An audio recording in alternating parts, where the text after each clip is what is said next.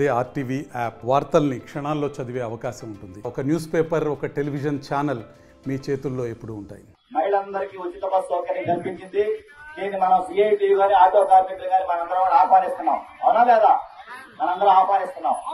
కానీ అదే సందర్భంలో ఈ రోజు మీరు ప్రభుత్వం ఒక నిర్ణయం తీసుకున్నప్పుడు దాని వల్ల నష్టపోయే వాళ్ళని మీరు ఆలోచించాలా వద్దా? ఆ మాత్రం జ్ఞానము బుద్ధి ఈ ప్రభుత్వానికి ఉందా లేదా? ఉంటే ఈ ప్రభుత్వం తక్షణమే ఆటో కార్మికులు ఆదుకోవాలని మేము సిఐటిగా డిమాండ్ చేస్తా ఉన్నాం.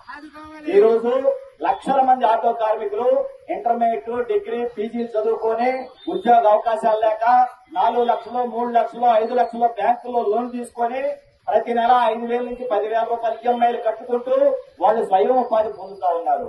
అనేక మంది పేదలు, ఎస్సీలు, ఎస్టీలు, బీసీలు, ఓసీల్లో కూడా అనేక మంది పేదలు ఈ రోజు ఆటో కార్మికులుగా వ్యవసాయం లేక, పనులు లేక ఈ రోజు ఇలాంటి వృత్తి మీద స్వయం ఉపాధి పొందుతా ఉంటే రాష్ట్ర ప్రభుత్వం ఒక మంచి పని చేస్తున్నప్పుడు దానివల్ల నష్టపోయే వాళ్ళ గురించి ఆలోచించకపోవడం చాలా బాధాకరమైన విషయం. ఇప్పటికైనా ఈ రోజు రాష్ట్ర వ్యాప్తంగా గత 15 రోజుల నుంచి ఆటో కార్మికులు ప్రతి మండలంలోనూ, ప్రతి పట్టలోనూ వీధుల్లోకి వస్తా ఉన్నారు. దేనికి? మా కడుపు కొట్టద్దు. ఈ నిర్ణయం ద్వారా మా పొట్ట ఎండిపోతుంది. ఇంతకు ముందు 1000 రూపాయలు వచ్చే ఆదాయం ఇప్పుడు 400 రావట్లేదు. మరి ఇలాంటి పరిస్థితుల్లో ఈ ఈఎంఐలు ఎలా కట్టుకోవాలి? మా భార్య పిల్లల్ని ఎలా పోషించుకోవాలి? మా పిల్లల్ని ఎలా చదివించుకోవాలి?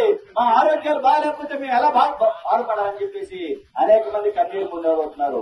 ఈ నేపథ్యంలో ఈ రోజు భీమవరంలో శ్రీ వెంకటేశ్వర ఆటో యూనియన్ చొరవ చేసి కోళ్ల గుండుగొన్న వాళ్ళు కూడా ఆ రకంగా రమ్మని చెప్పి వందలాది మందితోటి భీమవరంలో భారీ ఎత్తున ర్యాలీ చేశారు. మిమ్మల్ని అందరినీ సీఎంటీ అభినందిస్తున్నాం. మనం కోరే కోరిక చాలా న్యాయమైన కోరిక. తెలుగులో న్యూస్ కి ఫాస్టెస్ట్ యాప్ ఇప్పుడు టోటల్లీ న్యూ అవతార్లో జస్ట్ 5 సెకండ్స్ లో కంప్లీట్ న్యూస్.